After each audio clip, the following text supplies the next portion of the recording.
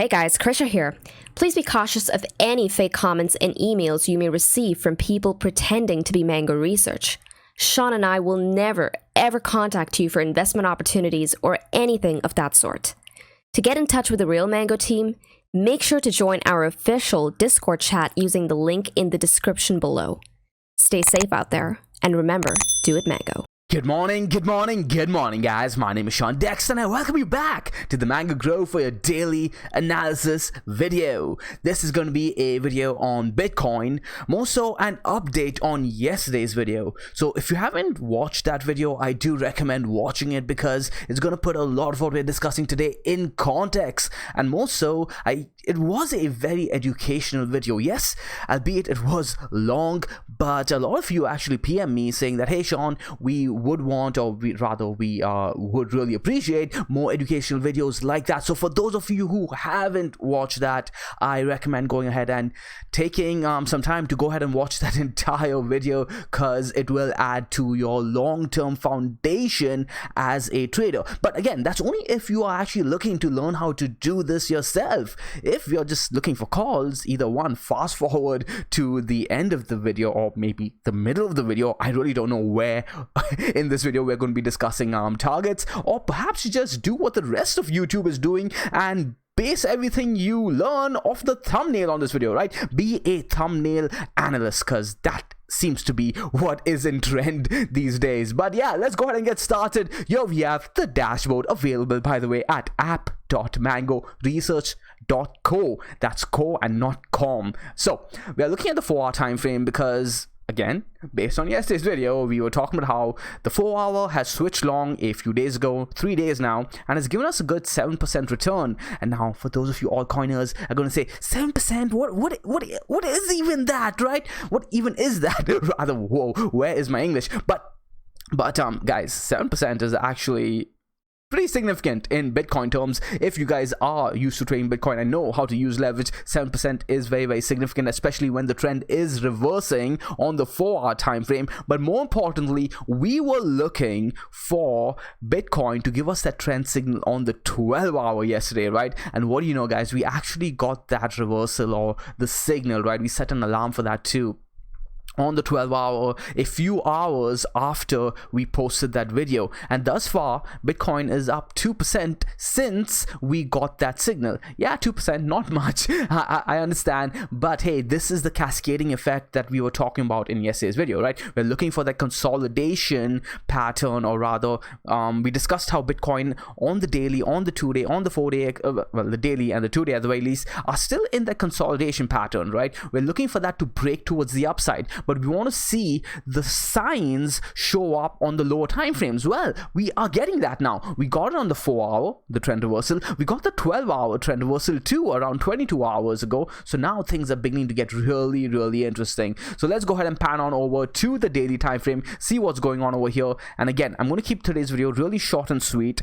because in yesterday's video we did cover all the time frames, right? We discussed the monthly, we discussed the weekly, and we talked about what to look forward to, or rather what you need to look for to see the big move on Bitcoin in the upcoming weeks, right? So essentially we discussed very, very precisely what we are looking for Bitcoin to do on the weekly going into this monthly close, right? So we will be getting a monthly close in around 2 days, and the weekly candle close is going to shape the picture for the month as well. So go ahead and watch the video, guys. I explained it a lot better in yesterday's video. So right over here on the daily, what were we looking for yesterday? 2 things, right? A close above the dynamic. Did we get that? Yes, we did, right? A nice close and a retest as well. Well, we were looking for something else, right? We're looking on the Mango ribbon or the Ichimoku, whichever ones you guys want to use, but the Mango ribbon right over here, we're looking for something in particular. The squeeze between the Tenkin and the 21 EMA typically previously has led to a break towards the upside as long as we got the candle close above the Tenkin. Right over here, squeezing between the Tenkin and the 21 EMA, got the close above, got the continuation towards the upside. Over here as well, right? Squeezing between the Tenkin and the 21 EMA, got the break and got the continuation towards the upside. And again, similar pattern, closed above yesterday, just like we discussed, and now we're seeing the continuation towards the upside. Now let's go ahead and switch back on over to the Mango dynamic right over here, because I do like the cleaner look of this overall. And if you guys remember in yesterday's video, we were discussing this falling channel, right? Essentially how I was looking for this, or rather had a strong feeling that this falling channel was going to have a bounce towards the upside, regardless of whether I was getting out of my position over here. Again, guys, for yesterday's video, we did discuss a trade management educational concept where I was exiting a trade because I got invalidated on it, even though I had a feeling that, hey, you know what, we're looking at this falling channel over here, and we are likely going to see a bounce over here. But nonetheless, I got out of my position, and it's really important for you guys to understand why I did that and why you need to be doing something like that too. It's all about sticking to your plan no matter what. So go ahead and watch this video. It's gonna pay dividends for the rest of your trading career. So again, we saw the break right towards the upside, but what is the measured move for that channel? Well, there are two ways you can go ahead and do that. One way is, well, you can go ahead and just do something like this, and that measured move is looking at around $62,000 to around $63,000. Another way to be looking at it, by the way, is actually the base of the previous lower high, or rather the next lower high after the top of the falling channel, right? This is how I like to do it usually, because from a lot of my back testing and playing these downtrending channels onto support, this is how it's usually worked out. And you guys can see that we actually come in and we're smacking right up against that target, right? So this is the first target. This is the first level where you could be looking to take profits if you're trading a pattern like this or structure like this. And we could go ahead and put in a lower high over here, and then, you know, see something like this, perhaps. Now your next target after this would be somewhere above the previous highs, which would essentially line up with this as well, around $62,000. Now, if you guys do remember, again, from yesterday's video, I talked about how one of the easy trades would be above these levels over here, right? If you go ahead and just hide the channel, these candle closes over here along with the highs over here are going to be really important for Bitcoin. And in my opinion, and I said that yesterday too, if we do start closing candles above around 59,000, or we take out the highs over here at around 60,000, I don't think these highs are going to be as important. Rather, we are likely going to be taking out the previous highs of Bitcoin at around $62,000, 61,300 to be exact, if we close above $59,000. So if we start seeing two daily candle closes above here, I think we're going to take out these highs over here at around 61,000, 61,300, whatever it is, right? So yeah, I'll be looking for continuation around the 62,000, 63,000 at the very least, if we can take out this level that we are come up against at the moment. So yeah, that's pretty much the update that I wanted to give you guys. I want to keep this video as short and sweet as possible. Let's go ahead and look at the 2-day, since we do have a little bit more time. 2-day, we can look at the dynamic actually real quick, and I do think it's taken back its level. Yep, it took back the upline right over here, looking good. I like to see this start swinging green towards the upside, but hey, overall this consolidation picture is still bullish. Candle closes, 2-day candle closes about 61,375-ish, and I'll be looking for continuation all the way up to first 65,000 and then eventually 70,000. Let's go ahead and look at the 3-day. Did we take that back? Yep, we did take that back. I clearly got trapped over here, guys, and hey, nonetheless, right, you need to be okay getting trapped. Again, discussed yesterday in detail, you need to be okay as a trader getting trapped. Why? Because you can never predict when a trap is going to happen or when you're really supposed to exit your position. Get trapped, and get trapped with pride, because you're following your system. If you get trapped, you exit your trade nonetheless, regardless of what your gut feeling is telling you, because you don't know when your gut feeling is going to be wrong, and then you take a big loss. And again, we referenced an example in yesterday's video. So what is the plan? If you do get trapped, have a contingency plan as to when you get back into your trade, right? And we discussed that before it even happened. We discussed how we'd be repositioning into our trade.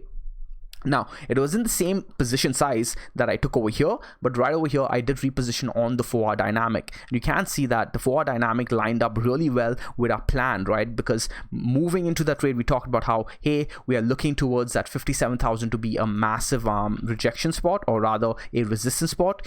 We're looking for that first resistance, and then we'd be looking for a higher low on this zone over here. Now, that happened to line up with the mango dynamic on the 4-hour. What are we seeing on the mango dynamic? We're seeing the mango dynamic twist green as well as come back into equilibrium, right? We have the cloud go underneath the mango dynamic like this, and we also have the op line swinging above the solid green line over here. So everything going into equilibrium, op line first, mango dynamic second, and the cloud underneath.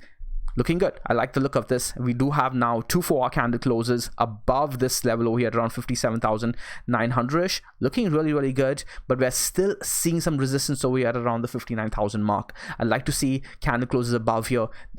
Bitcoin's actually looking good. And again, we talked about this, guys. As much as you may want to ignore Bitcoin because you're more interested in your altcoins, it is imperative and crucial that you keep an eye on Bitcoin, because if you are using your altcoins to collect Bitcoin, right, Bitcoin moving up is going to put your altcoins in a precarious position, right? And we saw that on some of the altcoins yesterday against their Bitcoin pairings. At the very least, they saw a massive pullback. Why? Because people are now saying, hey, you know what, Bitcoin takes a run over here, I don't want to be in my altcoin position, right? So you're going to see altcoins sometimes pull back even deeper than the move Bitcoin has made. So if Bitcoin makes a 3% move, you'll see altcoins against Bitcoin pull back around freaking 6%, 7%. And people get frustrated with that because they don't understand why that's happening. Because as even though you guys are trading only for the USD pairing, right? You might be trading only for the USD pairing, but there are a lot of traders out there like me who are very, very concerned about the Bitcoin pairing on that altcoin. So regardless of whether the USD pairing is looking good, it might be even going up,